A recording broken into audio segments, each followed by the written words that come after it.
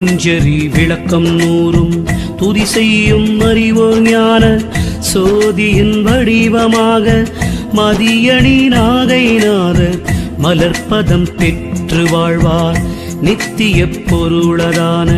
நெஞ்சரி விளக்கம் நூறும் பத்தியாய் மனத்தில் எண்ணி படித்ததன் பயன் காண்போர்கள் புத்திமெஞ்ஞானம் பெற்று மூவர்க்கும் முதல்வராகி சத்தியும் சிவமும் தோன்றும்